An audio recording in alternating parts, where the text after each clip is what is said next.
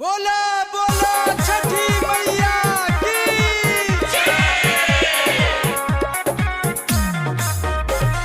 DJ Subhan दौड़ा लेके अइहा हमारा घाट पे, सुमेरपुर अइहा हमारा घाट पे। सखी संगे दौड़ा लेके अइहा हमारा घाट पे, सखी संगे दौड़ा लेके अइहा हमारा घाट पे। सखी संगे दौड़ा लेके अइहा हमारा घाट पे, सखी संगे दौड़ा लेके अइहा हमारा घाट पे। होके अइहा तैयार तोहर करब इंतजार, होके अइहा तैयार जानू करब इंतजार।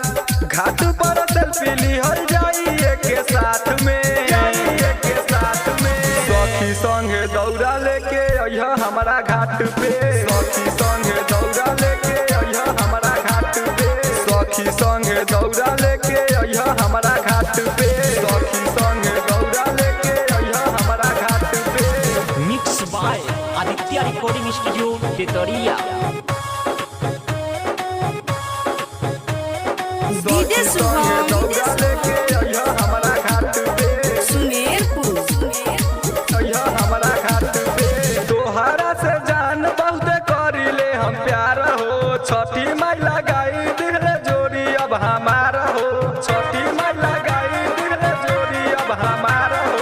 तोहरा से जान बहुत करिले हम प्यार हो, छठी माई लगाई दिहले जोड़ी अब हमारा हो। सच कहतानी हमर मानी लयब बात हो, मानी लयब बात हो।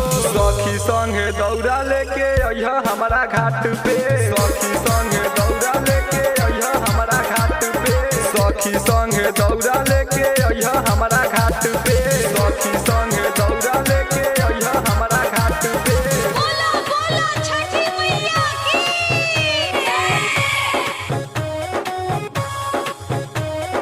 डीजे सुभान दौड़ा लेके अइहा हमारा घाट पे, सुमेरपुर अइहा हमारा घाट पे।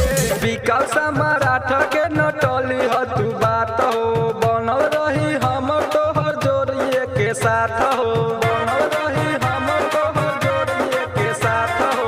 विकास मराठ के नटली ह तू बात हो, बनल रही जोड़ी हमर तोहरे के साथ हो। राइटर चंदन के रहिया जानू साथ में, रहिया जानू साथ में। सखी संगे दौड़ा लेके अइहा हमारा घाट पे, सखी संगे दौड़ा लेके अइहा हमारा घाट पे। सखी संगे दौड़ा लेके अइहा हमारा घाट पे, सखी संगे दौड़ा लेके अइहा हमारा घाट पे। Aditya recording studio Tetariya.